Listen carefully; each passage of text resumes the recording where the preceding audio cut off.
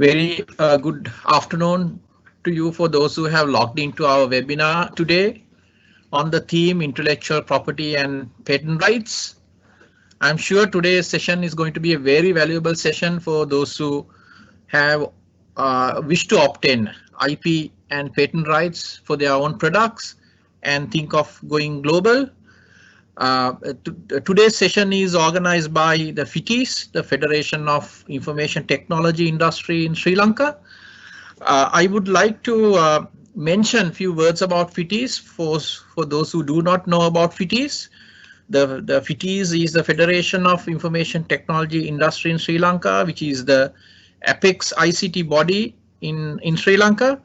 FITIS work with 6 chapters, namely hardware, the systems integrator, the software chapter, education and training, the communication, digital services, and office automation. We believe ICT industry is going to drive every other industry forward in digital transformation, and we want to help organizations to transform. The FITIS work with 2 key mandates, and our first mandate is to lead and drive digital transformation in Sri Lanka, moving towards a digital economy and encouraging private sector, public sector, and the citizen towards the digitization. Our second mandate is to help and foster creation of intellectual property within Sri Lanka and assist companies in expansion to build global brands for these intellectual properties. Now, today's session, the webinar is organized in keeping with our second mandate, creation of intellectual property and patent rights. I also would like to mention about our partners today. Our event partner today is Redington IBM. Our platinum partner is /Tech Labs. The messaging partner TechSphere. Print media partner Daily FT, and also the webinar is supported by ACCA, CCSL, Computer Society of Sri Lanka, and then the ISACA. Our corporate partners are Asiata Digital Labs, Just in Time, Lanka Bell, LK Domain Registry, Luna Labs, Orel IT, Sarva Integrators, and Zillion. I also like to thank our eminent panel of speakers today and would like to thank them for their time and contribution for this webinar. And also with that introduction, I would like to formally invite our moderator, Mr. Theekshana Kumara, Chairman, Chief Executive Officer of Visualmatics, to moderate the session. So with this introduction, please welcome Mr. Theekshana Kumara. Theekshana, over to you. Hi, Aruna. Thanks. Thank you so much. Right. So hello, everybody. A very good afternoon to all of you joining from Sri Lanka, and good morning or good evening to all others, depending on where you are. Right. So it's a very interesting topic, intellectual property. But before I start, let me do a small clarification. But don't worry, it's nothing serious. It's just about this word patent, which we will use quite heavily today, this evening. So it has actually 2 pronunciations. So patent is the English pronunciation and patent is the US pronunciation. So just be aware of that. We'll be using both the pronunciations. Right. So that being cleared up, let me get to the point. Right, so I didn't plan to talk about this particular information originally, but after seeing yesterday's Daily Mirror, local Daily Mirror newspaper article, which said that Sri Lanka dropped 12 places in Global Innovation Index done by WIPO, that is World Intellectual Property Organization. Which is quite an alarming drop, 12 places. This year's WIPO report says Sri Lanka is ranked at 101st place. We were at 89th place last year. So it's not the best of the news to start with, but that also gives an indication about the opportunities available to the entrepreneurs and innovators to attract investors with minimum competition. As we all know, when there is a lot of demand for innovations, investor attraction is not easy, but in here we at least have that sort of opportunity for all the innovators. To add to that, actually, FITIS has been working very aggressively to promote local software products.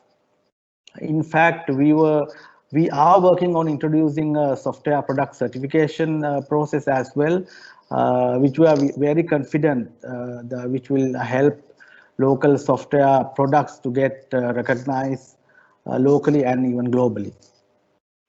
So I encourage all those software companies to become FITIS member and be the first to get the benefits available right now and the benefits which are lined up for the companies. Right, so that's my 2 cents to take the elephant out of the room. So now let me introduce the two fantastic individuals who will be doing most of the talking this evening, right? So first we have Professor Rohan Munasinghe, Director at University Business Linkage Cell, University of Moradua. I'm pretty sure most of you already know him by now, because he's undoubtedly the go-to person in Sri Lanka if you are into robotics, especially when it comes to drones or UAVs. You simply can't miss him, right? So he's a great researcher and innovator who has contributed to over 50 international conference papers and around 10 international journal papers. So he'll be doing an in-depth presentation about intellectual property using his amazing experience. And then we have Ishani Pereira, a brand protection consultant by profession and co-founder of Endure. Endure is actually a company which supports innovators and enterprises to protect their intellectual property.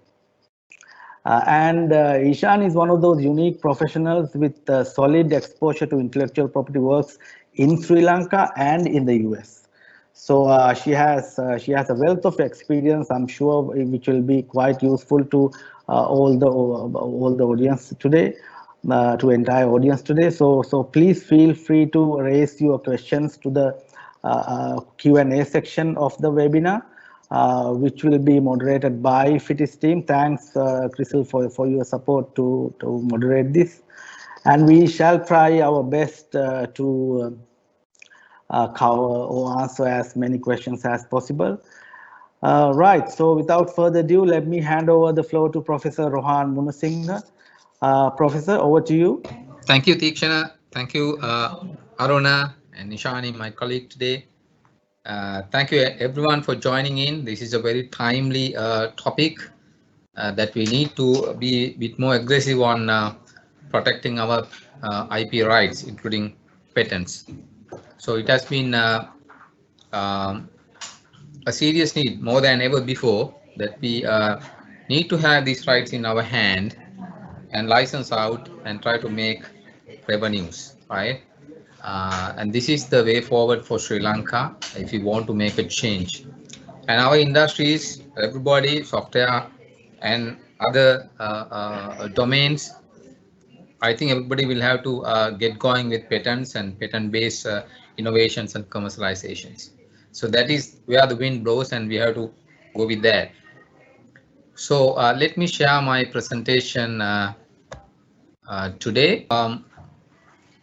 This is the content lineup for today. I will first talk about different types of intellectual property. Everybody have heard of patents, but there are other things also, other IPs, intellectual properties.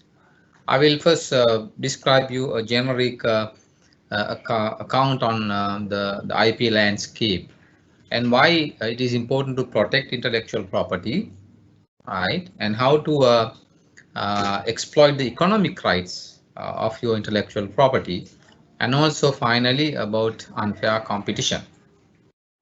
I know Ishani is going to cover detail about software patents, so therefore I'm not going to touch that part. So our objective today is basically uh, to help our industries, not only software, right, to get a step closer to intellectual property based business model. So first thing I want to talk to you today is on this graphics. If you can see it clearly, it's how well you balance the two things, honor of the rights and the benefits to the society. So we can't go more onto one side. We have to strike a perfect balance. I have a patent, I have a right, right? I exclude everybody from making, using, selling, right, of that invention. But what is the benefit to the society if I don't do it myself, or if I let anyone else do that? So therefore, other side of the story is benefit to the society. So patent system comes um, in this context to make sure that the rights are kept secured so that the owner doesn't have to worry too much about it, but in the same time the benefit to the society is also exploited. So that is the principle of patent systems. Now these principles are not actually rules or regulations or frameworks, guidelines. They are there, but any situation arises with regard to patent where the existing guidelines, rules cannot handle, you have to stick down to the principles. So this is the fundamental principle of any patent system in the world. So what do we recognize as intellectual property?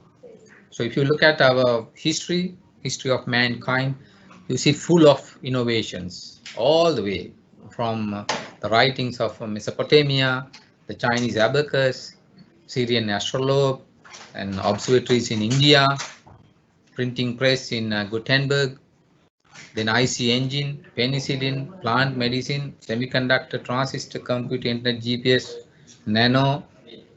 So it's a series of overlapping inventions all the way.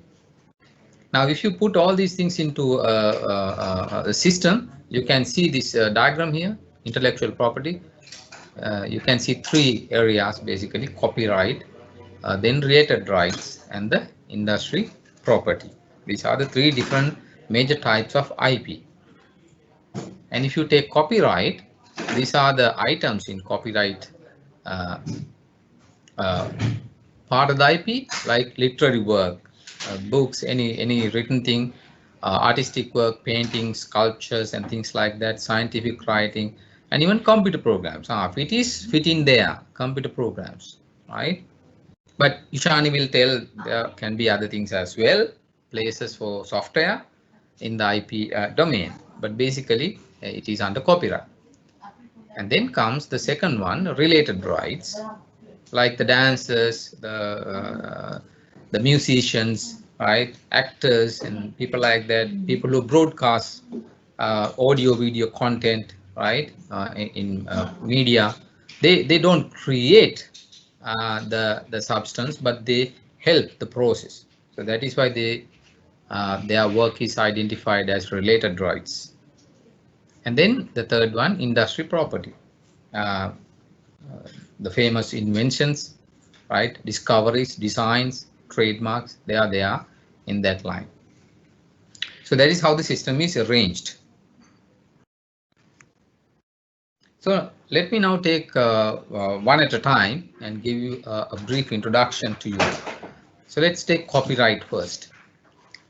The copyright treaty was actually enacted in Bern in 1961, and then it has gone through a series of updates, modifications, and the recent one is WIPO Copyright Treaty, or WIPO Copyright Treaty, WCT 1996. So what is the subject matter for copyrights? It can be novels, poems, plays, encyclopedia, dictionaries, databases, newspapers, articles. This dictionaries, databases cuts across from hard to soft, okay, and the films, TV programs, and things like that. Now, one thing you need to remember is that copyright is given for something you create, okay? It's not something that is already there in the world. For example, let's say you go out to the sea, right, in a nice evening, you see the uh, very beautiful sky and sun is setting, birds are flying, and you take a photo. This you haven't seen this kind of thing before, right? And who owns that photo? Of course, you own it. It is a copyright material for you. But anyone else, right? Your friend, your family member, or whoever who is nearby can take the same photo, the same time, right? That is his copyright. So likewise, people can have copyrights to what they generate, but nobody can own that scene out there in the world. Okay, so that we have to remember. So how to obtain a copyright protection then? You don't have to do anything to get a copyright. The moment you take the photograph, the moment you write the book, right? It is copyrighted. You are the one.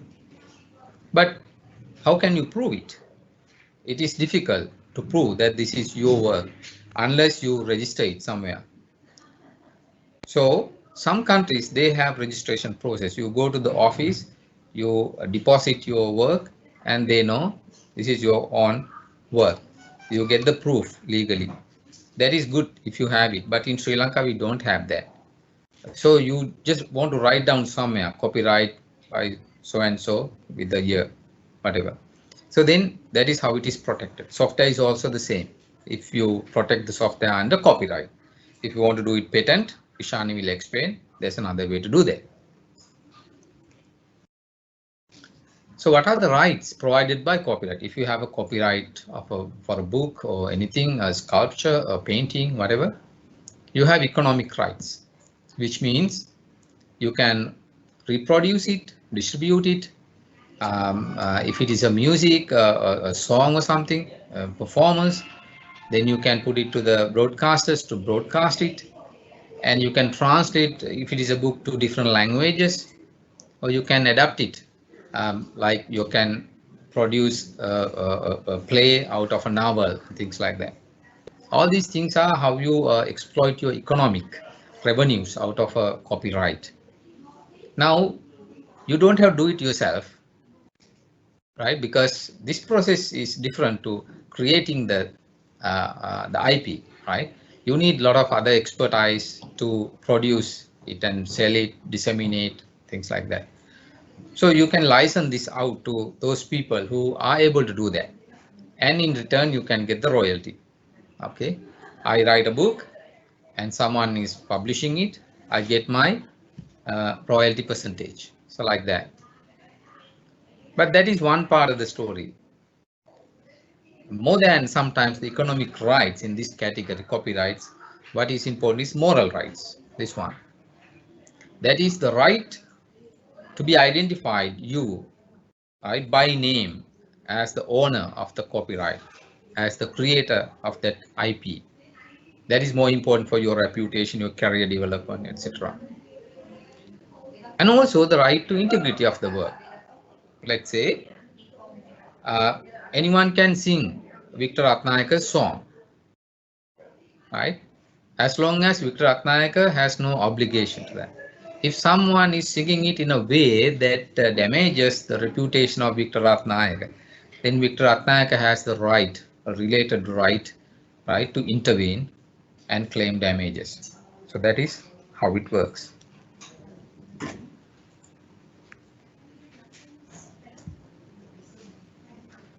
So as I just explained in the previous slide, I can write a book. I can own the copyright for the book, but I cannot sell it out there. I can go to the shops. I can't go to the schools and universities and sell them to the students. There's a different process to do that. So I have to license out my copyright for publishers, distributors, right, to create an impact out of that IP that I created. So when you do that, you have to transfer your rights, and you get sometimes a lump sum payment or a royalty. As the distributor distribute it, you get revenue, and part of that comes to you. Now, sometimes individuals, the copyright owners, are too weak to protect their rights, and big companies can exploit in an unfair manner the rights of individual copyright owners. So therefore, the practice world over is that to manage the copyrights of individuals, they get together and form an organization or a society, like for example, say Aganura Taruna Kavi Samaja, Atakasa is something like that. So, um, so they can get together and form a society to manage the intellectual property copyrights and make sure the revenues come to their members properly. So that is how they exploit economic rights of the copyrights. So how long does copyright last? If I write a book, I am the owner of the IP and the copyright. According to Berne Convention 1861, the copyright lasts for the entire life of the owner plus 50 years. So that is how it works.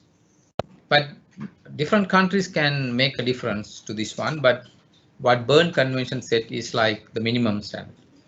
Different countries can go beyond 50 years, maybe 75 years or so. So after that, what will happen? This intellectual property goes to the public domain. So there's no owner.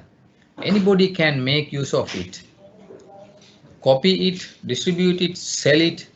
You can do anything out of that because now it is public domain. For example, symphonies of Ludwig Beethoven, who lived 1770 to 1827, all of his symphonies are now in public domain. So you can play it without any problem. Anybody can do it. Now this basically is performance kind of thing, right? It's out there, a lot of things, except for the recent ones.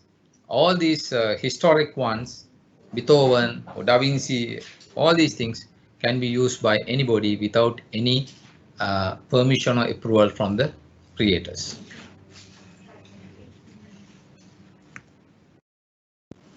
Now, if you want to put all these rules and owners and permissions, it is kind of restriction for the progression of the society also, right? We understand that. It is better to have a little bit more freedom. Okay, we know somebody has created something, but if this can be used by others, especially for studying, to do further inventions, there's no harm letting people do that, right? So that is why the WIPO, the World Intellectual Property Organization, right, has allowed some exceptions to the copyright restrictions. So the news media, right, can use some of these copyrighted materials without any permission for their news reporting. They can't use the whole thing, but maybe certain quotations, parts of a book, things like that, they can use it. A photograph or a painting, a sculpture, putting it on news channels, it's not a violation of copyrights. And also for teaching at schools and universities, you can use a lot of material. Nobody actually make a fuss about it. It's for teaching, not a commercial endeavor, right? So therefore, these are exceptions. Now, why we protect copyrights? 3 reasons. First one, if I am a creator of copyrights, right, I need some assurance that my intellectual property is not exploited by others in an unfair manner. I am okay it to be used by anybody for the benefit of the society, for teaching, for news reporting, fine. But I don't want anybody to copy it and sell it and make money out of it. Certainly not. And if I don't know whether somebody is doing that and there's no system in place to for me to get any action if somebody violates that, then I don't want to actually create, right? I'm a creator, but I don't want to create because there's no assurance out there that my IP will be protected. So this copyright protection provide that assurance to the creators. Second thing, once the intellectual property is protected, the creators, right, they are happy to disclose it. In fact, it is a requirement to get the copyright that you disclose it. The entire world knows it and they recognize you as the creator, and it is good for the world, the knowledge of world, right? And a lot of people will know it, use it to create more inventions. So new intellectual properties can be created based on the past intellectual properties. So this is why it is important to protect copyrights. Now let me talk about related rights or neighboring rights. Now, to differentiate between copyright and neighboring right, it's like this. Let's say there's a song. The composer of the music and the lyrics is actually the creators, right? And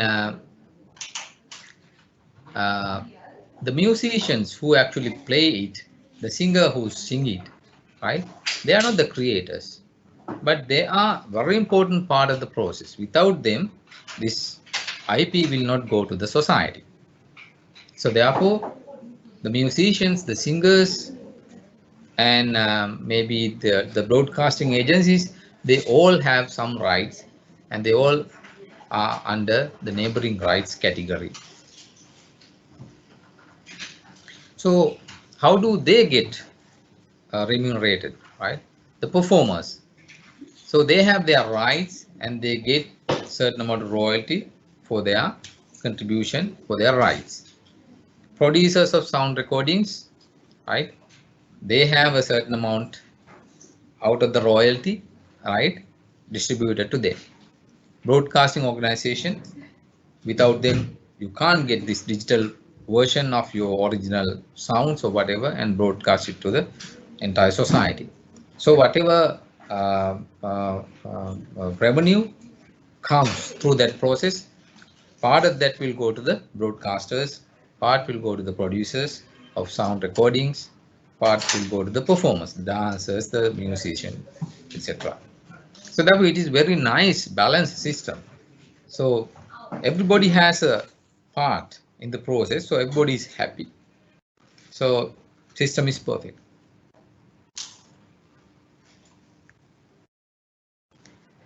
Now let me take trademarks. So trademarks actually is addressed in Madrid Trademark Law Treaty, TLT. The T is missing here in 1994, but recently in the Singapore Treaty, it was revised 2006. So trademarks are used to uniquely identify some products and services of a specific supplier. Okay. And using the trademark, the customers can distinguish the same product, let's say butter, milk, whatever other materials, products, coming from a certain supplier, manufacturer, so that we know that this manufacturer stick to a certain procedure of manufacturing, certain standards and quality. We trust the manufacturer. So therefore, rather than looking at the substance, we look at the trademark. Then, so we know, okay, this is what I want to buy. So that is the purpose of having trademarks.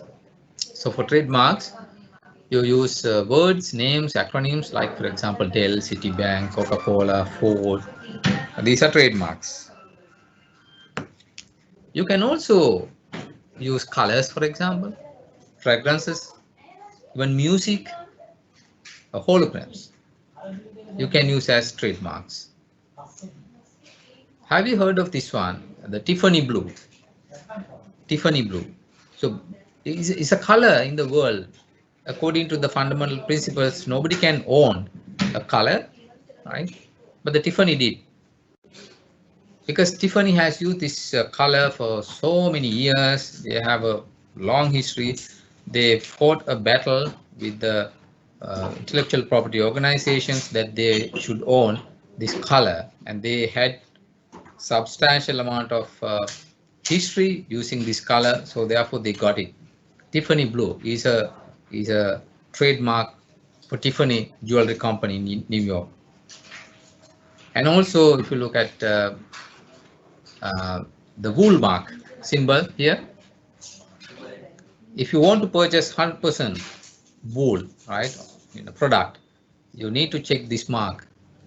So this wool mark is a trademark of Woolmark company, and they have registered this trademark in 140 countries, and 67 manufacturers have got licenses for this trademark. So this trademark is extremely important, extremely valuable, because with the trademark, the Woolmark company makes a lot of money without actually more than selling the wool itself, because it gives the customer the assurance. The moment they see the wool mark, they know this has that quality that they expect. And also sounds.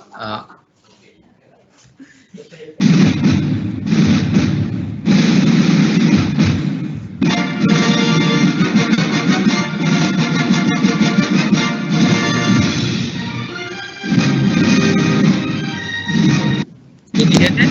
Yes, yes, Yeah, yes. We all it's a know that. very famous one. Everybody knows it. What is it?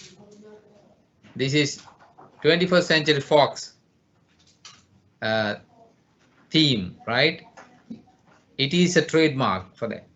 It's not only the names and the symbols, you can have colors, fragrance, music, holograms, and even music, right? As your trademark. So, if you promote a particular product of a certain quality that is good and with a trademark attached to it, and you operate it for so many years, you create what is called a well-known trademark. Not a normal trademark, a well-known trademark. So then it becomes a crucial business asset. It has a huge value. Your company value is actually the value of the trademarks eventually. Now, when you pick up a trademark for your products, there are some rules that you have to remember, right? So the rules are these. Your trademark should be distinctive but not descriptive. What does that mean?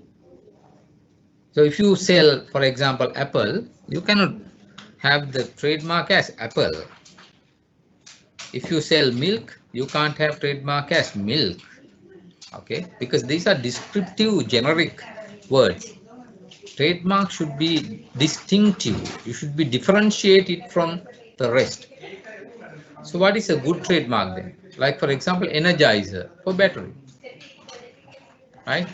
Now see the link between the trademark and the actual product. This is how it has to be. Distinctive but not descriptive. And also your trademark must not be deceptive. For example, if you sell composite material, you can't have your trademark as real leather. That is deceptive. Okay. And also, trademark should not be contrary to public order or morality. Like, for example, you can't use religious symbols for your trademark and that kind of thing, right?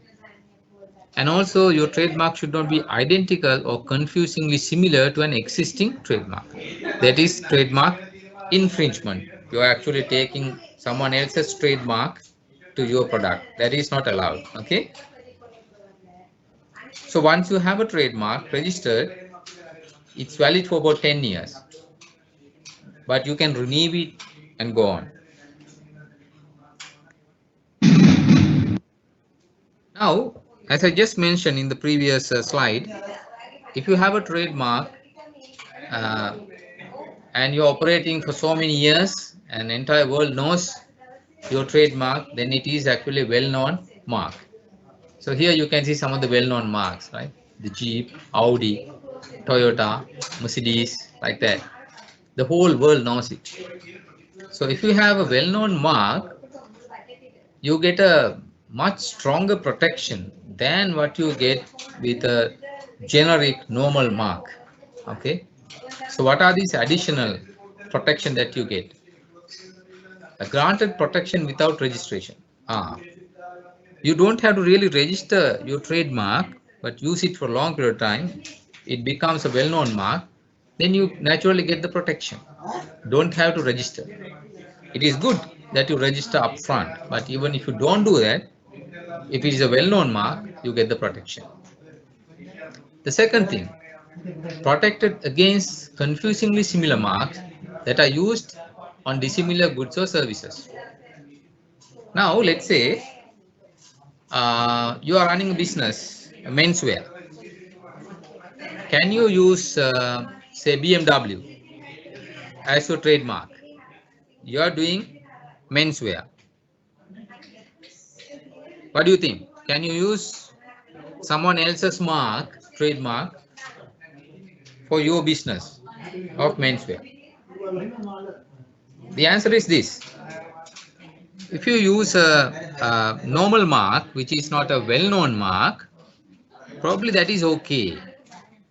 Because let's say a mark used for, let's say, China wear, you can use it for menswear. That's fine because these products are different. You are not competing with the same person. But if it's a well-known mark, like Mercedes, for example, you can't use it for any other product, whether you are a competitor or not. You can't use that because that mark is well-known mark. Okay, so that is why I said protection would also be available for unrelated goods. So these are well-known marks. So when you are searching for trademarks for your products, you can use some of these existing marks. Sometimes you run out of marks because everybody, all the marks you think of have been used by somebody. So you can reuse some of these marks, right? As long as your product is not the same product of that trademark. But if it's a well-known mark, don't even think about it, right? You don't touch it. The other thing I want to tell you about is what is called cyber squatting. You know it, domain names and trademarks, right? You are running a company, you are producing something, right? And you want to register your company, a website. And when you look at the names, it has been registered by someone else. If that person doesn't have a business entity running, but he has registered the trademark, the domain name under the trademark, this is not a legal act. So you can take action. Somebody who is registering websites, right, uh, based on someone else's trademark is illegal. So cyber squatting. So what can you do about it? It's a trademark infringement. Uh, you can report it to WIPO. There's an online procedure to do that, and you can challenge cyber squatting and result in cancellation, pay damage to you, or fine. So all these systems are in place. In Sri Lanka, I don't think it is happening that seriously, but in the future, it will happen. Then I want to touch upon geographical indicators.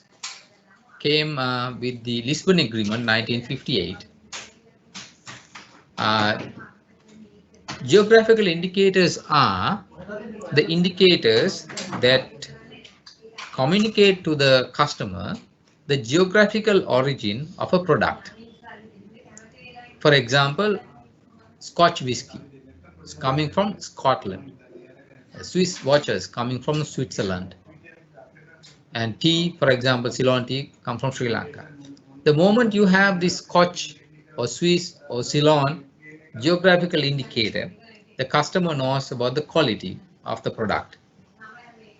So they have a value. Now again, if somebody uses Scotch indicator on some other whiskey not produced in Scotland, there is an infringement of trademark. So why protect trademarks? So trademarks provide business owners a remedy against unfair practices of competitors. So if you have registered your trademarks and someone else infringes it, right, it's an easy path for you to protect or take legal action. And also, this helps to protect consumers because when you purchase something, right, you purchase with the trademark. And if someone else has used the same trademark and sell a substandard product, right, then the customer, what customer buys is something substandard, right? So what happens is that on one hand, the genuine manufacturer loses the consumers, the customers, and also in the same time, customers they suffer. Uh, uh, uh, they lose their money. They don't get the quality of the product. So therefore, as the businesses develop, the valuation of the companies partly depend on the value of the trademarks they have.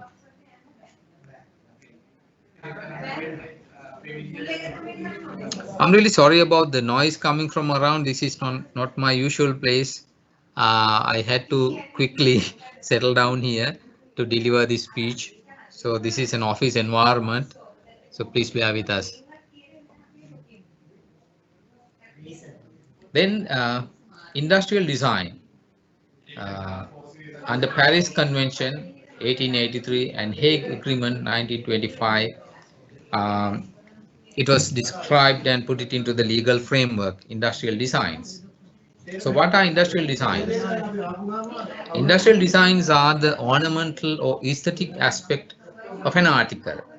So look at this airplane here, the drone is just a design. Okay, it's not a uh, technical drawing either. There are no dimensions also, just the outlook of it, aesthetic view. And you can see these household items, the fridges, microwave ovens, and things like that, glassware, even the toys and medical items like this, right? The outlook, how it look and feel, right? Not feel, actually, only the look you can register, and it will be an industrial design. It's an intellectual property. Okay, so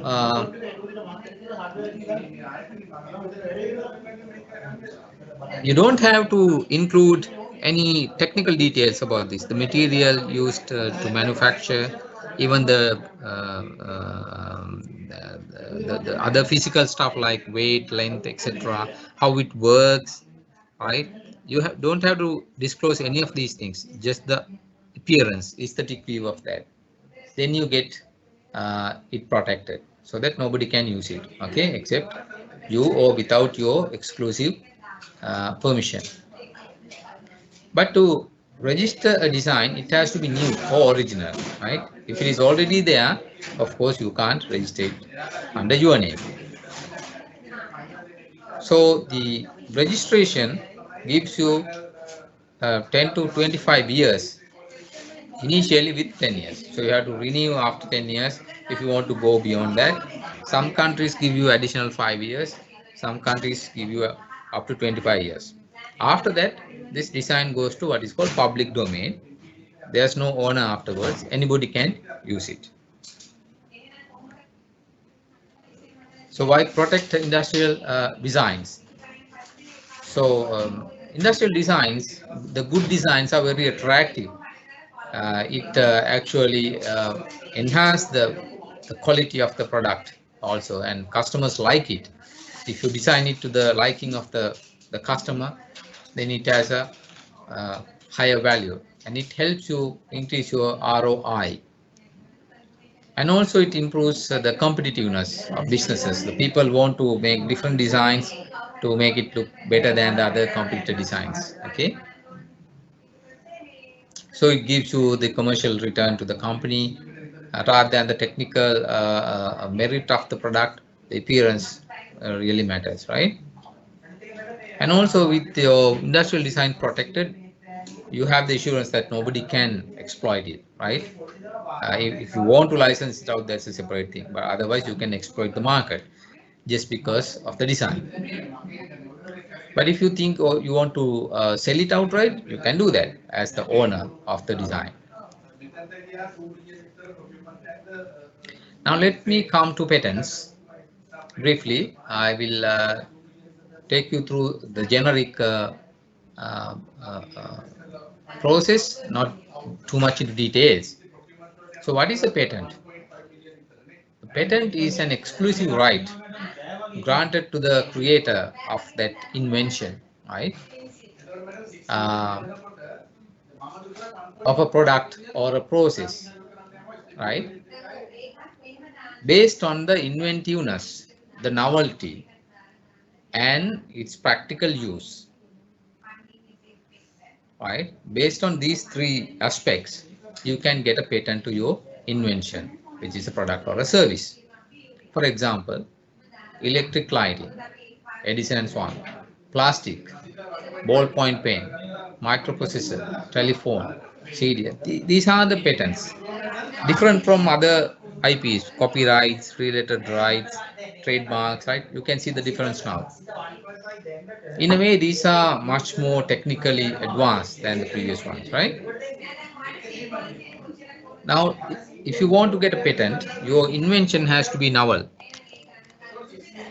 right? It cannot be something that is already there in the world, right? It should be new. And it should be non-obvious, which means an expert or an average a person in the domain, right? Uh, if that person can actually put things together and create your invention, it is obvious. Okay, let's say for example, software domain. You have a new software. It is new.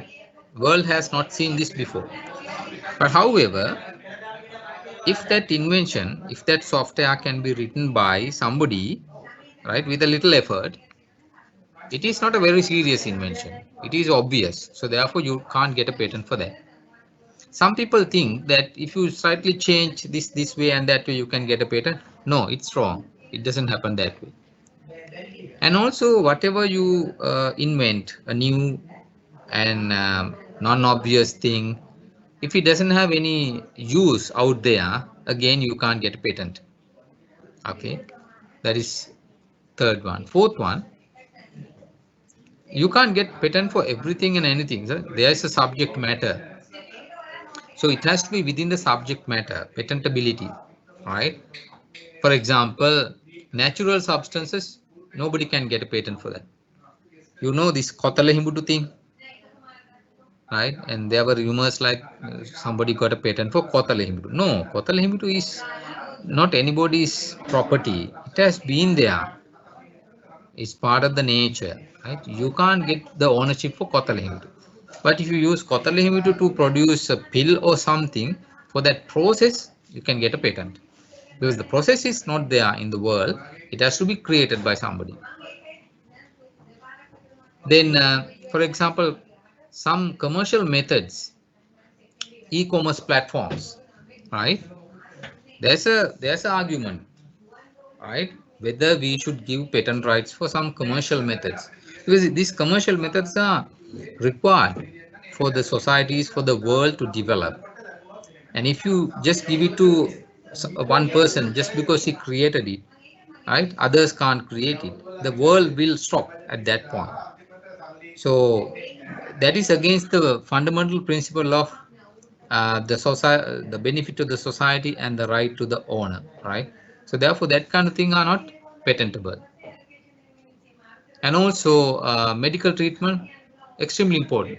Can we give a patent to somebody who created some very important medical treatment because he is the creator? It's unfair, right? For the entire world, it can be benefited out of that one. So therefore, there should be a way to get that invention out to the world, right? Then the final one is full disclosure.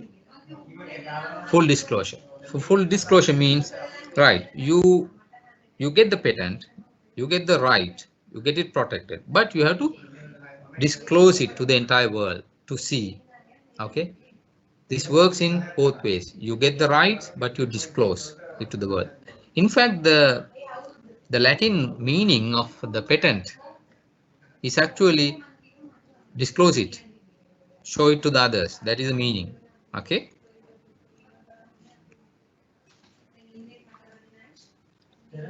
So what right do you get as a patent owner? You exclude others in the territory. If it is a Sri Lankan patent, Sri Lanka. If it is a US patent, US.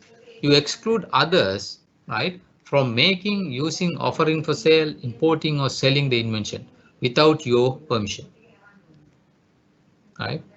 And also, if you wish, you can give it to someone else to manufacture, license out, or sell it outright. You have the right to do that. So why protect inventions by patents? Why we need to do that? First thing, the creators get recognition for their creativity and also financial reward if they commercialize it through the licensing process. Okay, that is one thing. Second thing, when you publish it, when you disclose it to the world, the whole world knows it. Students know it, they learn it. Engineers know it, they learn it, and they produce something on top of that. That is how the world develops.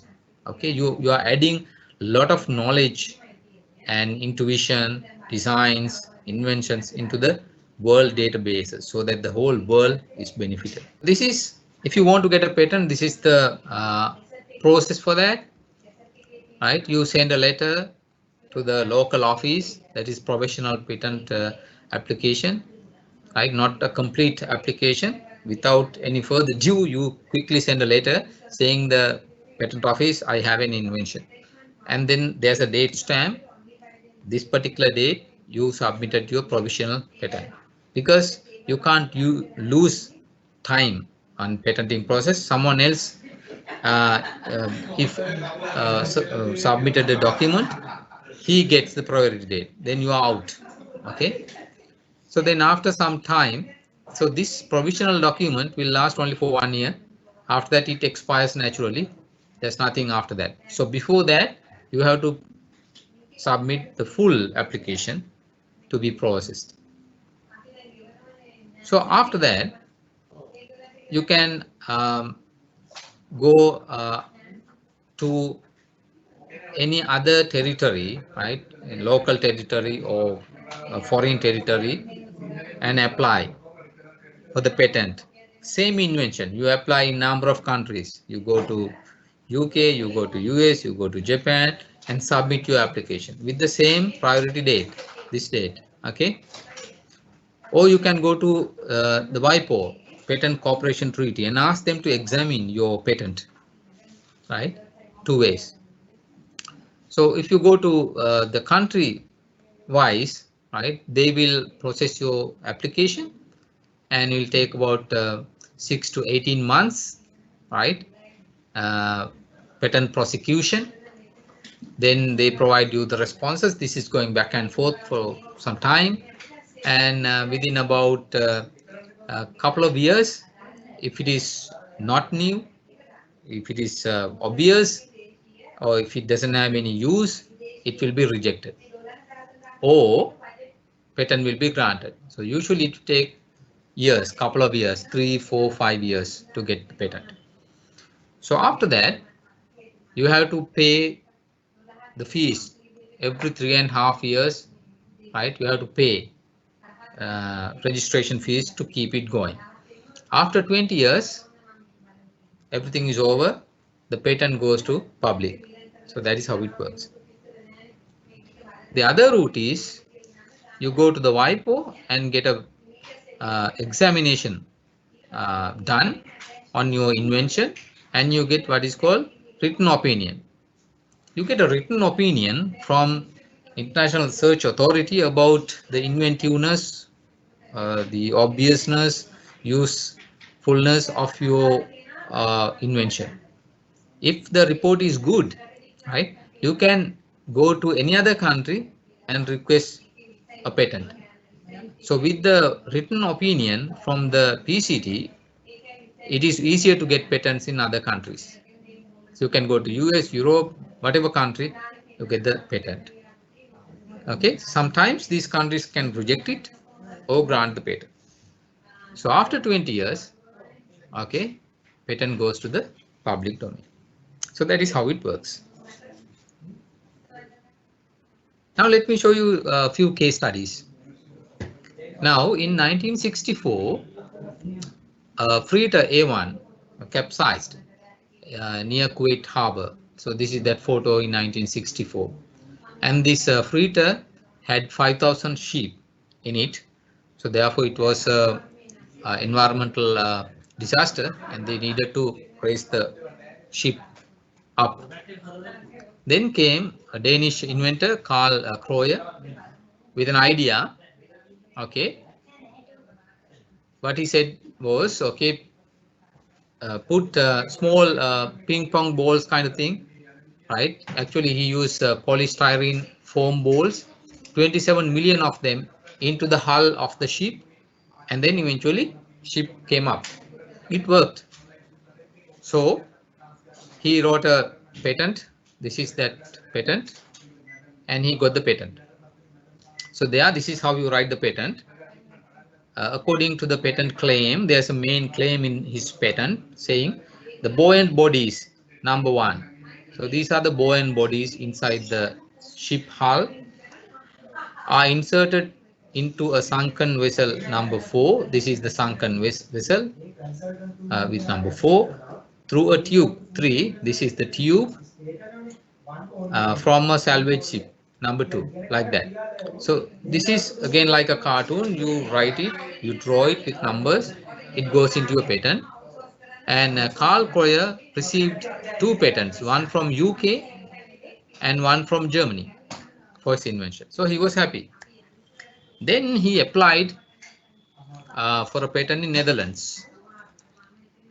And Netherlands Patent Office examined his patent and rejected. Why?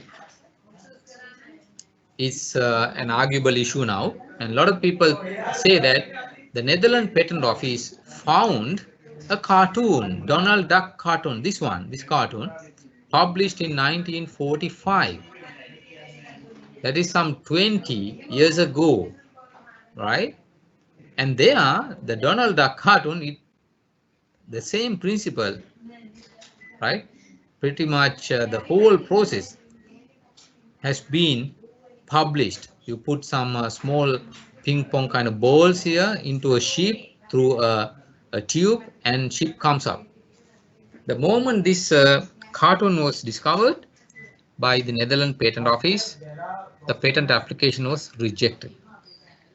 So the point is, if there's anything out there, right, which describes your invention, you have no right to get a patent.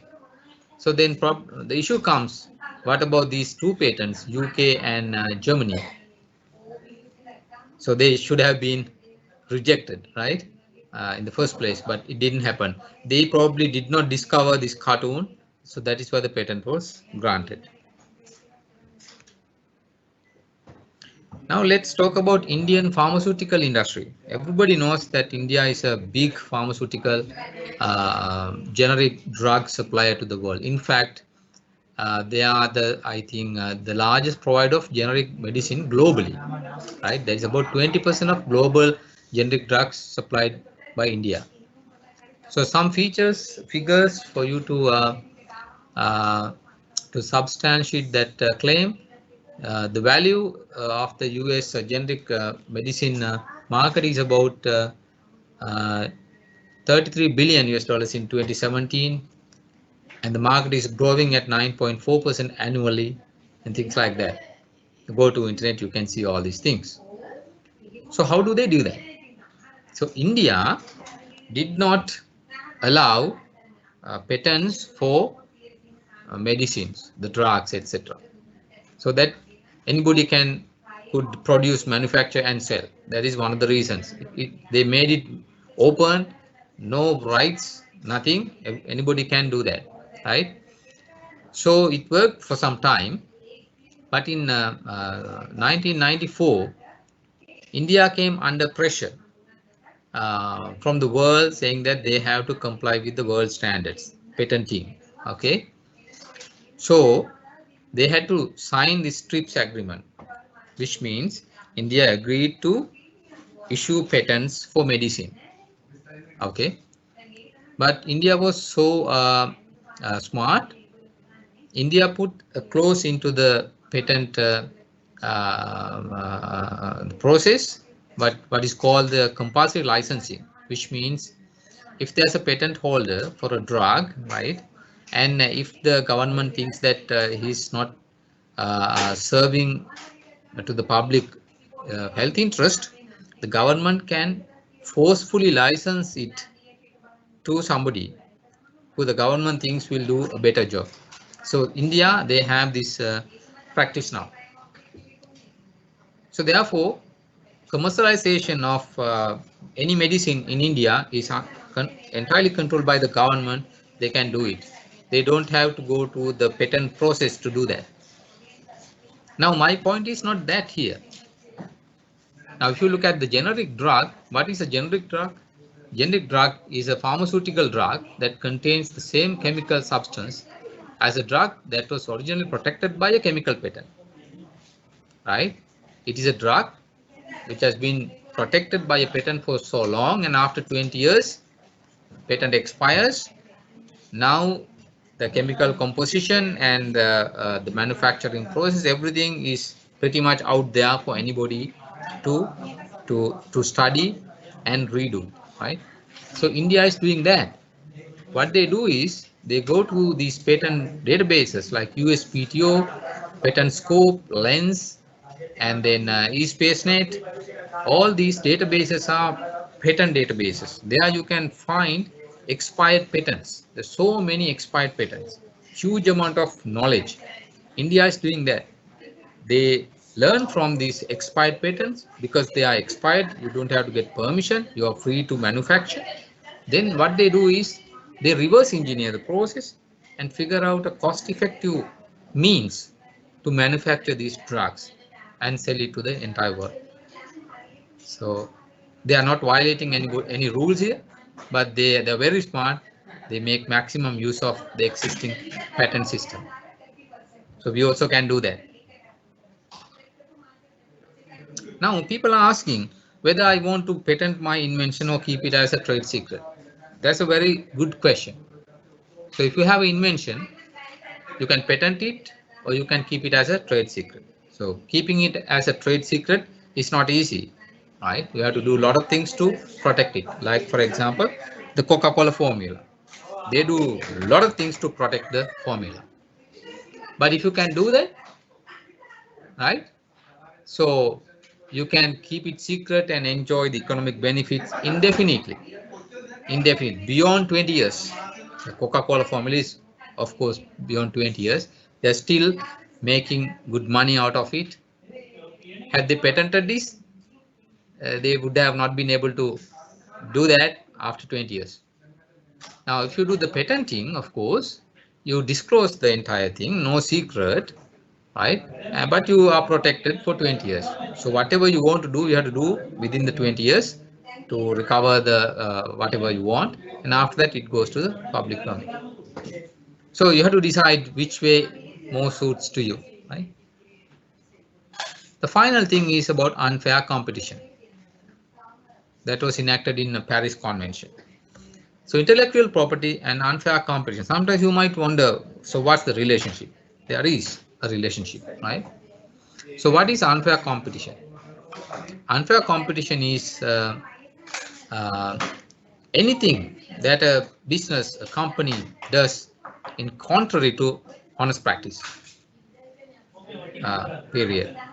So that will describe what it is, right? Any act that you do as a business entity in contrary to the honest practice.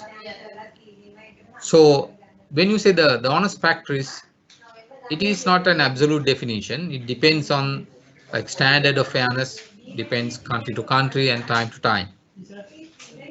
But the common unfair competitions, unfair practices are actually to create confusion. Some business entities create confusion in the minds of customers. That is unfair. Some do false allegation. So they say certain incorrect things, facts, figures about the competitors. That is not fair. They sometimes mislead public of their own products. They say a lot of good things about the product, their own product, but those qualities are not there in their product. So that is misleading the public. Finally, unauthorized disclosure of confidential information. You can't disclose the business secrets, the databases, the financial figures or whatever of a company, disclose it to someone else. That is also unfair. Now, here you can see two case studies for unfair competition. So look at this one, the Malaysian chocolate maker, Chipsmo. So they were in business since 1990, and this is the wrapping of the Chipsmo. And then suddenly there was a competitor, right, producing chocolate chips with a different brand, and this time it is Chips Plus. Chips Plus. This one Chipsmo, Chips Plus.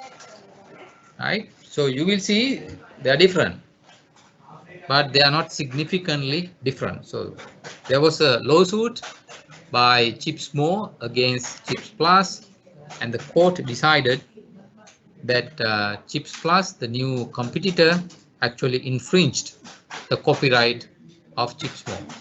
So this is actually unfair practice by Chips Plus. So therefore, they had to confiscate their products, pay damages to the genuine manufacturer. There's another case from France between these two retailers, Carrefour and Intermarché. So this time what happened was Carrefour went on competitive advertising saying that their prices are cheaper or lower than that of Intermarché. Right? They went on advertising that like that. In fact, according to their statistics, it is in a way true, but they made it look like that by selecting strategically some of the smaller shops of Intermarché. Not all the shops, not the big ones, not big supermarkets, the smaller outlets in maybe rural parts in France. There the prices were a little high. So Carrefour did that. They compared the prices of their products and the prices of the same products of Intermarché, but at remote small shops. So that was unfair, and there was a lawsuit, and Carrefour lost the case. So all these things are here on the diagram: unfair practices causing confusion, misleading the customer, discrediting competitors, disclosure of secret information, things like that. Maybe you also see in Sri Lanka, right, advertising on TV, you can see how many deceptions are there, confusions are there, discrediting companies are there. So there's so many things, right? But competitive advertising is a good thing. It's not a bad thing. But the substance you use for that makes it unfair or fair. Now, where does this intellectual property comes into unfair competition? Let's say an example. So take this example. Company B infringes a trademark of company A. So this is the case here. B infringes A's trademark. So what are the actions available for company A? Because now A is the loser here, right? B is infringing A's trademark. Now, if A has registered trademark, A can take one action. What is that? Take action on the basis of trademark infringement. If you are A, if your trademark is infringed by someone else, right, you can take action according to trademark infringement law, trademark law treaty. It is a law, clear cut. It is an easy way to resolve the problem. But if you don't have if you have not registered your trademark, you have to take the other path, which is a bit difficult. A has not registered his trademark, then you still can take action, right? Under what? Unfair competition. It is the law of the land. Something unfair has happened, so you have to convince the judge how unfair it is, and it is a bit difficult, not very clear. But if you have registered your trademark, it's so much easy for you to resolve the problem. So therefore, enforcing IP law is extremely important, and this came through TRIPS, that is trade-related aspects on intellectual property rights from World Trade Organization. So Sri Lanka also, I think, need to fall in line with the TRIPS. I think Sri Lanka is party to the TRIPS, and we have to enforce and practice it in Sri Lanka. So there, if somebody infringes IP of someone else, there are provisional measures, civil remedies, court orders, criminal sanctions, and also border measures. There's so many remedial actions here uh, for the genuine IP owner to take. Right. So I think that is it from me. Thank you very much for listening. It took a little while. I didn't want to miss anything. That's why I will leave the slides for you to go through over it leisurely if you wish. And I would like to hand it over to Ishani or Tikshana. Thank you. Yeah, thanks, Professor. Thank you very much for that insightful presentation. And now, Ishani, I'm gonna hand it over to Ishani to do her presentation. It's more towards the software side of it. Ishani. So today I'm going to be speaking specifically about software patents and also the process to obtain a patent. So when you're thinking about whether you can patent your software, it's important to keep in mind the criteria for getting a patent. Patent rights are granted by governments, like Professor Munasinghe was talking about before, and therefore patent requirements vary from country to country. In general, however, there's basic requirements that need to be met for patentability. Professor Munasinghe discussed these in sort of more detail, but I'm going to talk to you about them specifically related to software, right? So the first is that your invention or idea needs to be legally permissible, patentable subject matter, right? So this means that the laws, like he said, laws of the country sometimes don't allow certain things to be patented. So software is a good example of this because in certain countries, software cannot be patented. Sri Lanka is one of them. So our laws don't allow software to be patented on its own. But in, say, Singapore, Australia, Japan, India, for example, software patents are permitted. Because many aspects of software, like code, graphical elements, user guides, etc., are automatically covered by copyright, most governments feel that it's enough protection for software developers. And therefore, if software is part of an actual invention, for example, a smartphone and an operating system, then you can patent the OS as part of the smartphone you're patenting. Your idea or invention needs to be novel, which means that it can't already exist or be known to the public. So you can't go to market with your software product, so you can't start selling it and then try to patent it. Also, you can't patent something that someone else has already patented or provided. So if someone else has patented some software and you then, sort of off that develop something else that's slightly different and start trying to patent that, you're probably not going to be able to get a patent for it because it's already being provided by somebody else. Your idea or invention has to have an inventive step, and in general, this means that someone else with skill in the same field, so like another programmer or someone in the tech industry, would not consider your invention or idea apparent or obvious. And finally, most countries require that your invention or idea has industrial application. So that means that it has to be able to be used in some kind of industry. So other than patents, what other types of IP rights that were explained by Professor Munasinghe apply to software in particular? So copyright, like we talked about, is probably the most traditional form that's relevant to software, of IP that's relevant to software.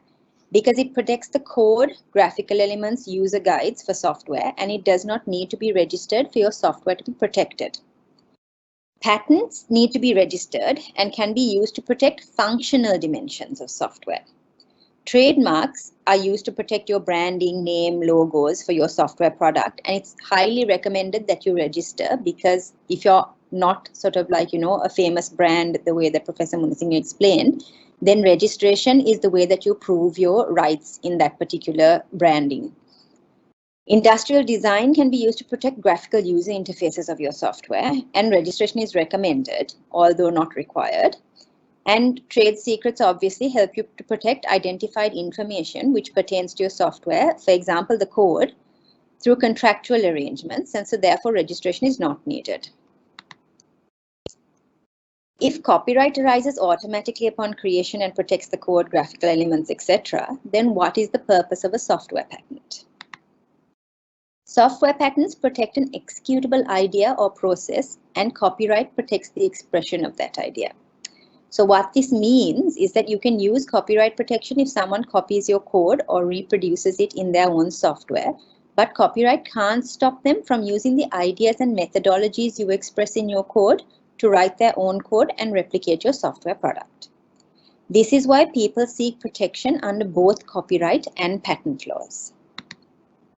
So if copyright protection is not enough to protect your rights and you want a software patent, how do you get one? So it's highly recommended that the first thing you do is a comprehensive search to become aware of similar technology that already exists. It will also give you an idea about whether your software is actually unique enough to patent and insight about what your competitors are developing. There are numerous free and subscription-based patent databases that are available for you to conduct your own search, or you could engage a professional patent analytics specialist to conduct a search for you. So here at the bottom, I've given you a couple of examples of free resources and paid resources. And I mean, if you're interested, if you ever find yourself interested in like sort of finding out what kind of patents are out there, or finding out whether your technology can be patented, then you can use any of these resources to do that. So different types of searches that you can perform depending on what stage you are at in the development process are a landscape search, which is a search on a specific technology area, including looking at top inventors in the space, geographical regions of interest, and patent activity trends over the years. A patentability search is a keyword search based on the details of your project specifically to determine novelty and inventive step, right? So generally, if you have something in mind that you're thinking, okay, I want to patent this, and you want to find out, will it be novel enough? Does it have an inventive step? Then you would do a patentability search in order to determine those two things. Freedom to operate searches identify potential patents that your product or process might infringe upon, right? So if you're coming up with something and you don't want to step on anyone else's toes, then you would do a freedom to operate search to make sure that nobody else has already patented that particular technology. And then there are also due diligence searches, which can be done if you're considering a merger or an acquisition and you want information on the other company's patented technology. If your search reveals a nearly identical invention has already been patented, your invention won't meet the novelty requirement for patentability because it's not new, it isn't new and or unique enough to qualify for a patent. A patent search can also give insight on how to make your invention better, which can help you modify your project so that it's more useful and less obvious, which are also two requirements for patentability. So if you've decided you're going to do a patent search, there's a few tips that you might want to keep in mind when you're conducting your search. Don't stick to basic keyword searches. If you use advanced searches on any of the databases that were listed on the previous slide, it's going to return better results for you. Start your search by using broad search terms and then narrow down your search results. Experiment with different keywords because the way that you describe an invention might not be the same as the way other people describe similar inventions. Be diligent when looking through your search results. You need to assess which results are relevant because there are going to be a lot of results that are not relevant. keep track of anything you find. So put together a file or either physical one or a folder on your desktop or whatever, and clearly mark anything that's of interest that relates to your particular technology, because you're going to need this information when you're preparing your patent application. So if you still feel that it's worthwhile after doing your searches and everything, you want to pursue a patent application, then you can do it on your own. So you can decide to create your documentation on your own, or you can seek assistance from a professional. And you'll need to start compiling your documents to apply for a patent. And key amongst the documents that you're going to have to submit when you're applying for your patent is a patent specification. It's called different things in different countries, but in general, the same sort of the same sort of rules apply, right? So the same information will go into your patent specification, despite what it's called in different places. So this will include a title for your invention that encapsulates in a brief way what your invention is about, a description that provides elaborate detail about how the invention functions, how it differs from similar technology that's already in existence, and what the utility is. So when I say similar technology that's already in existence, basically that's where your searches will come into play, because part of your patent application will be telling the patent examiner when you submit the application why it is that your technology differs from something out there that was there previously that he might consider to be somewhat similar to what you're trying to patent.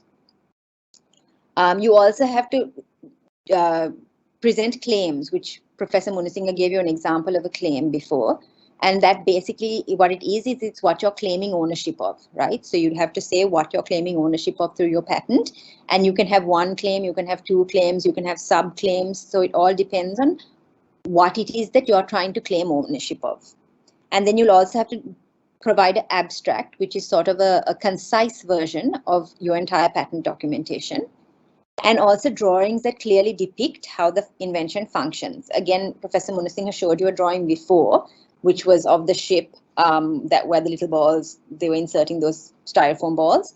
With software, you'd find that drawings like that are a little less useful, because it's very difficult to sort of draw out the processes of your software patent. And so in a lot of software patent documentation, what you'll find instead of sort of like drawings, like those little cartoon drawings, is flowcharts, right? So if you're applying for a software patent, flowcharts tend to be a very useful way of depicting your patent in a pictorial form.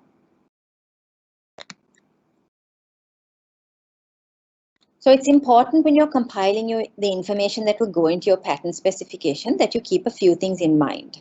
So software-related patents are not about the code, right? Very important, not about the code, right? The code is only a written expression of your invention, and therefore it's covered by copyright.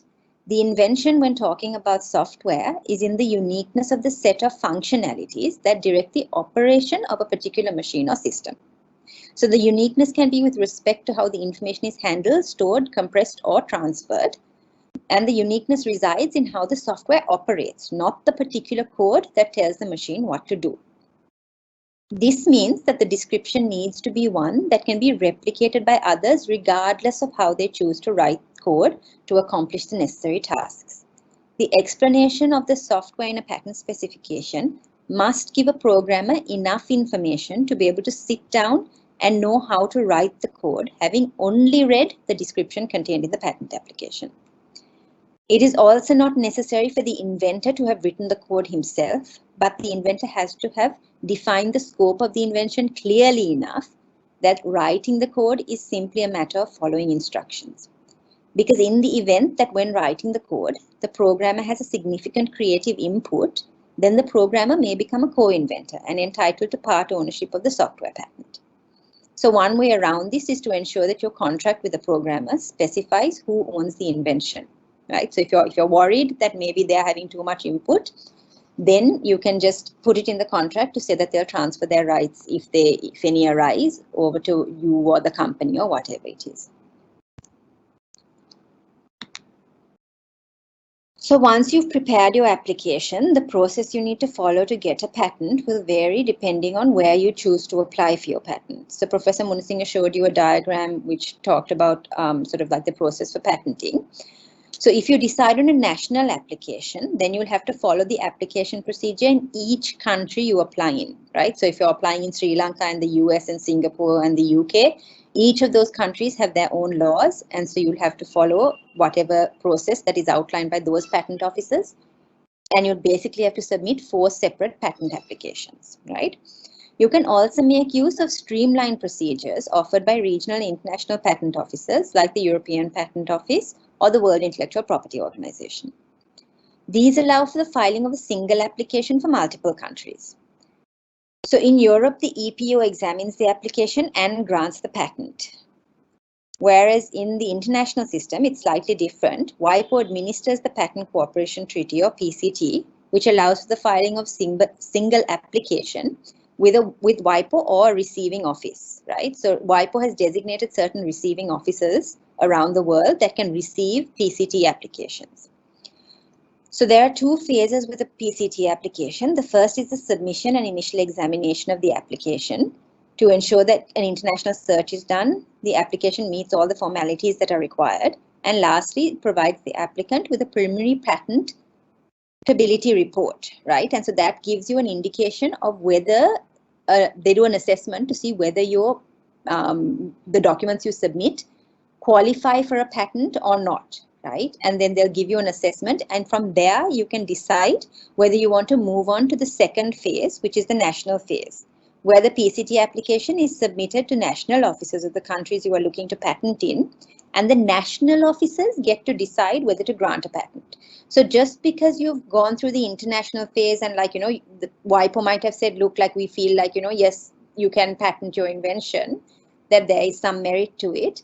That doesn't necessarily mean that all the national officers that you then submit that particular application to are going to grant a patent. So some of them might grant it, some of them might not, right? So there's no guarantees. So even though the process for patent applications vary, right, national, regional, and international applications will involve some of the following stages. The first and a definite requirement is that you need to submit an application to obtain a patent, right?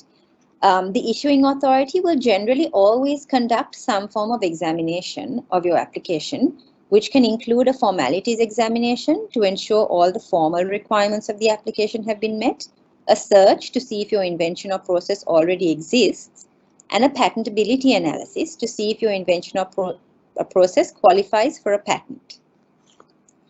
There may be objections raised to your application or it may be rejected, in which case you'll usually be given an opportunity to respond, right? So it's either like, you could have various things. It's either in the form of a hearing or you can provide written submissions, but you will be allowed to give some sort of reply to say, look, I don't agree with the rejection, or I don't agree with what you're saying because of X, Y, and Z, right? And then the ultimate result of that is that you'll either be granted a patent or you'll be denied your patent, right? So that is basically, in a nutshell, what the process involved would be. So there are a few practical considerations to keep in mind when you're deciding whether to patent. The first thing is that patents can be expensive. So the cost associated with obtaining a patent includes legal fees, filing fees, prosecution fees, translation costs, and maintenance costs. So often drafting patent documentation is a complex procedure, and you may require professional help. This, added to the fact that fees charged by governments for patent applications can often go into thousands of dollars, begs the question whether it's worthwhile undertaking from a business perspective. Right? So you sort of have to do almost like a cost-benefit analysis to see whether or not spending the amount of money you're going to spend on obtaining your patent is actually going to be commercially viable for you. Are you going to be able to recover that within like a reasonable time period in order to make it worthwhile for you to have actually gone out and like obtained these patents?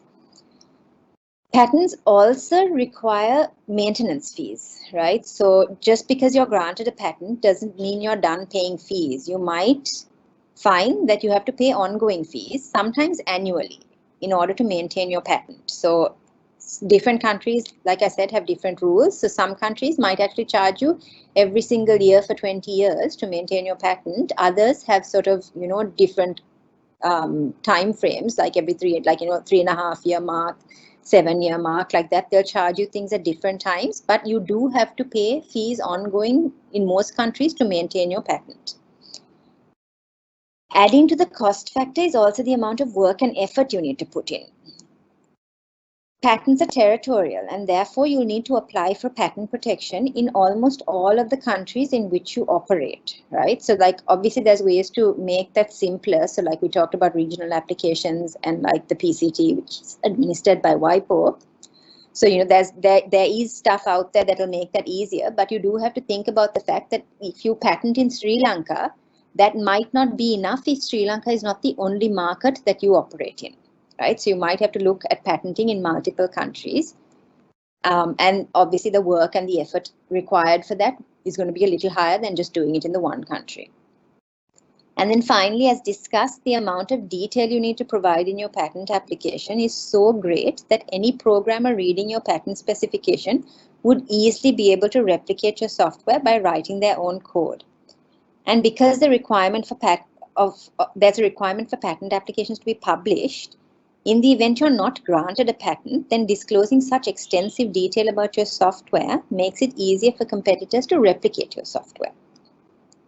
So also something to keep in mind, are you better off trying to protect your software using other methods of IP that are available to you, so like copyright and trade secret, rather than applying for a patent and disclosing that level of information about your product?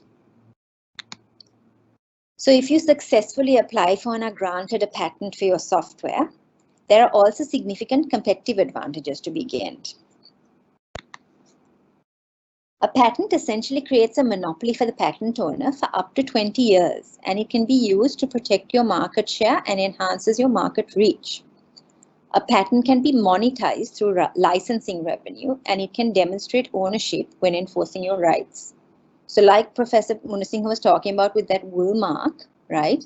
That has been licensed to so many other people to use that mark in relation to their products, right? So similarly with software, you can license other people to use your process or methodology to create their own software that can then, you know, they have to pay you a licensing fee basically for that. Knowing you have a patent will deter other people from copying your software and infringing your patent, and it will discourage others from claiming that you are copying or infringing their patent. So it has sort of like, you know, it offers you a little bit of protection also, because if someone knows you have a patent, they're probably not going to like try to copy your patent because they'll know that you're able to enforce your rights. And also if someone knows that you have a patent, then they're probably not going to say that your software is infringing upon their technology, because you have a patent for it, right? So you've been granted a patent for it. Patent rights are also often used to attract capital and investment, and they provide value in mergers, acquisitions, and IPOs, right? And this is, we've actually dealt with a couple of clients who apply for patents solely because they're trying to attract investment, right?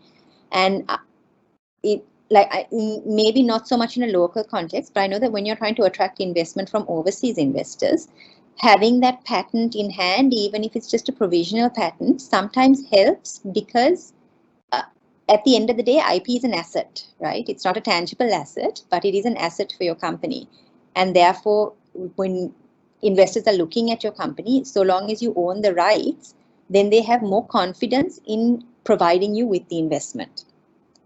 And finally, patents can be used to set you apart from your competitors as a market leader when it comes to innovation. So, you know, if you want to have a reputation for someone who is particularly innovative and, like, you know, ahead of your times and ahead in your field, then having a patent is also sort of something, you know, of a status symbol. So these are all the factors to consider when thinking about software patents, and I hope it's been helpful, and I look forward to answering any questions that y'all have. And Thikshan, I think I'm done, so over to you. Right. Thanks, Ishani. Thank you so much for that very detailed presentation. I think it was definitely quite useful. Right. So we have actually quite a list of questions which we received earlier, and I think we already have a few published questions. by our moderators. So the first one being, what is the difference in copyright and industrial designs? Can technical designs be protected under copyright law? Ishani, if you can hop in, or even Professor Monsinga, any one of you can answer that. What is the difference in copyright and industrial designs? I think, Ishani, you covered this in your presentation, right?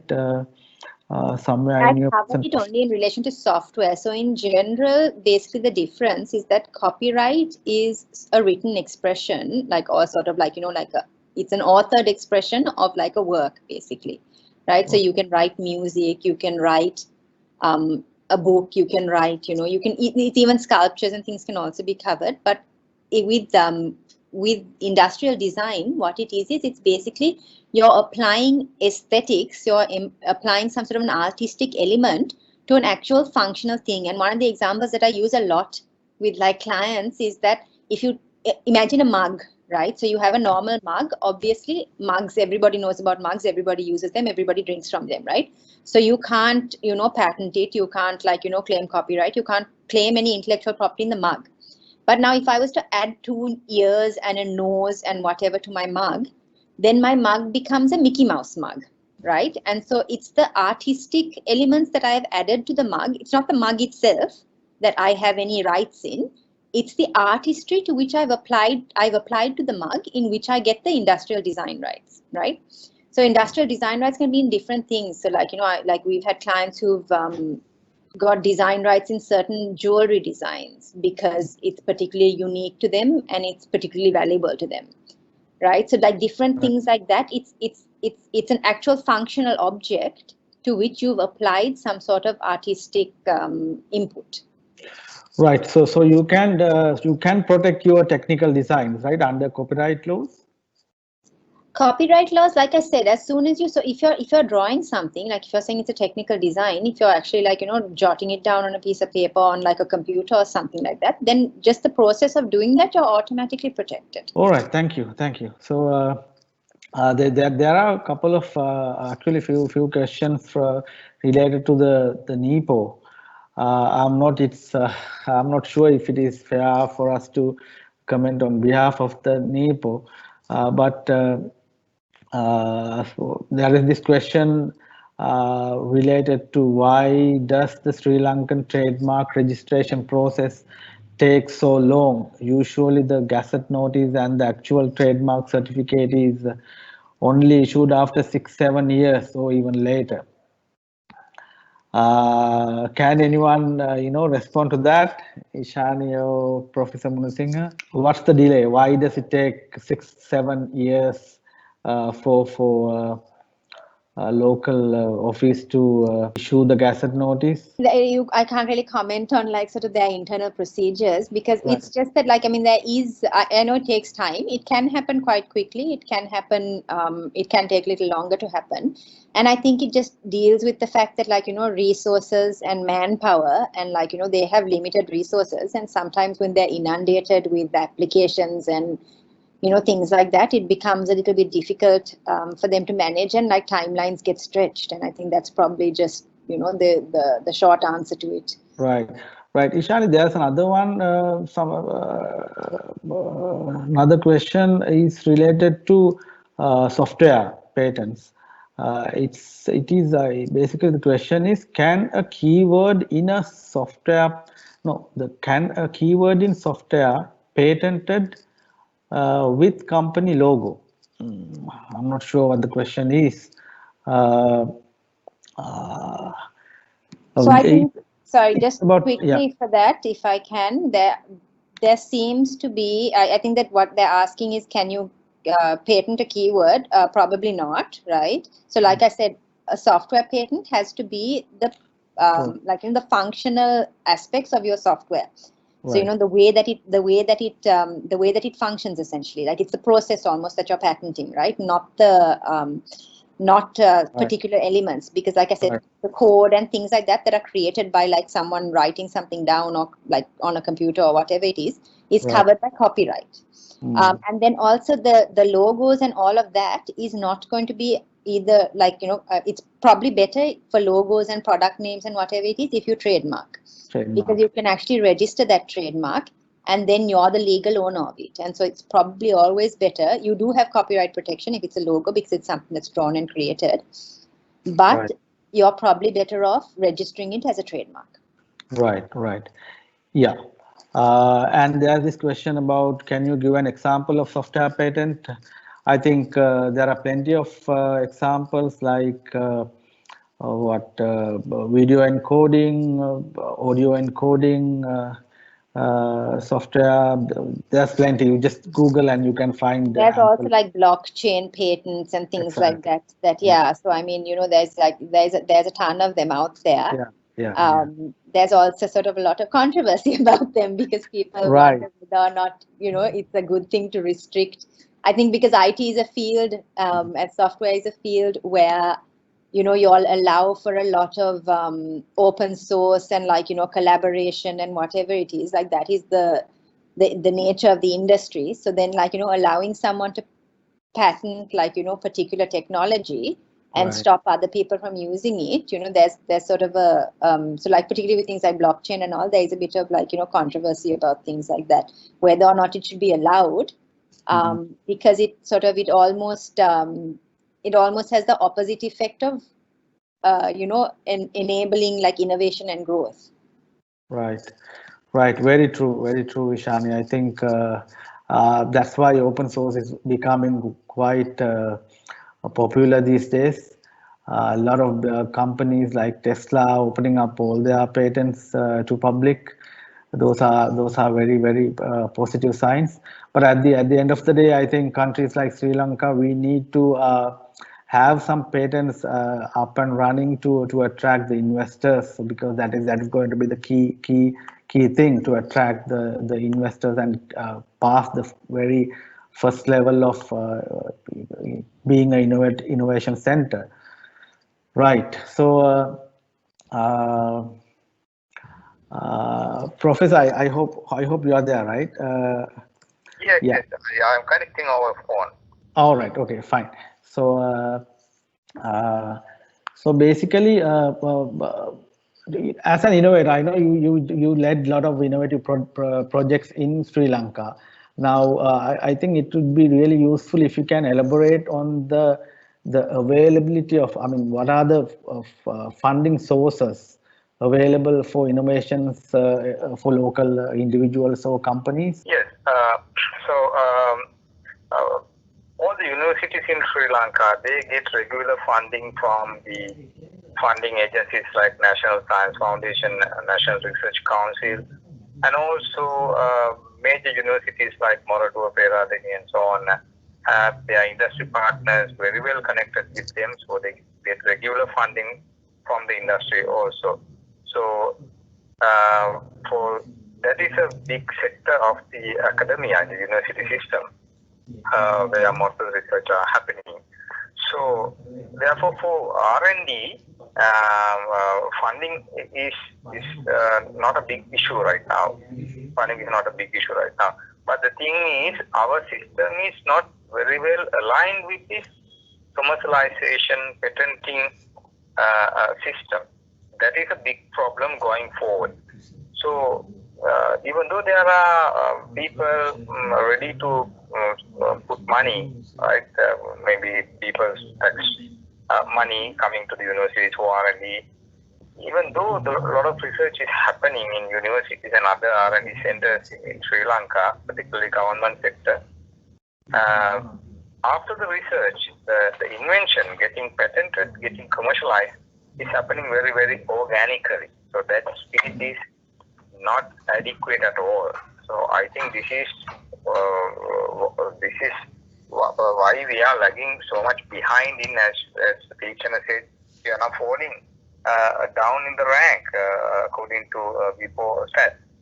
I think government has to do something at the ministry level, UGC level.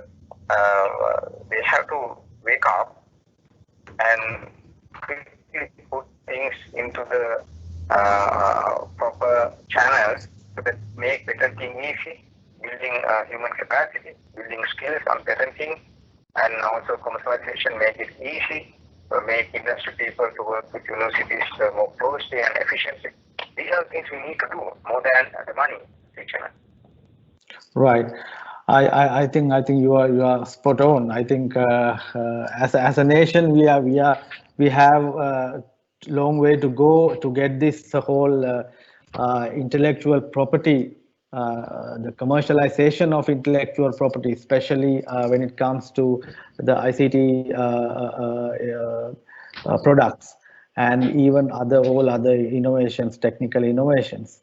So. Yeah, one of the key reasons I think is that the lack of investor attraction is mainly due to the fact that we cannot. I mean, the innovations or the intellectual property is not identified as a key asset class in the accounting standards here. So those are the fundamental things probably we'll have to correct. The government has to, the authorities will have to change very soon. I think FITIS has already raised these points to the finance ministry and the authorities. So hopefully things will start kicking sooner than later. Yeah, so basically actually we have quite a large number of questions. Most of them were, I think, covered during the two presentations, and let me see.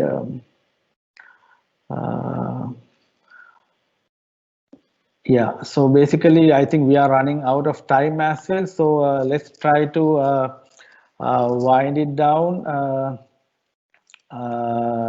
for today. So thank you so much, both our speakers, Professor Munasinghe and Ishani, for sharing your valuable experience. And I'm pretty sure it was extremely useful to all the entire audience today. And thank you so much for spending almost 2 hours continuously on this webinar. I'm sure you gathered quite a lot of points. Please direct any questions by email, and we'll try our best to respond to those emails, the questions that you may have. And yeah, I think again the final vote of thanks to all our partners, including Reddington, IBM, and Slash Tech Labs, the platform partner, the messaging partner Textware, and oops, I lost this. Okay, the Daily FT print media partner, then supported by ACCA, CCSL, ISACA, and not to mention, not to forget our corporate partners, Asia Digital Labs, Just in Time Group, Lankabel, LK Domain, Luna Labs, Oral IT, Sarwa, and Cilioni. Right. Okay. Thank you then. Thank you so much for attending this webinar on intellectual property and patent rights. And until we meet again for another session of webinars from FITIS, have a very good evening. Thank you.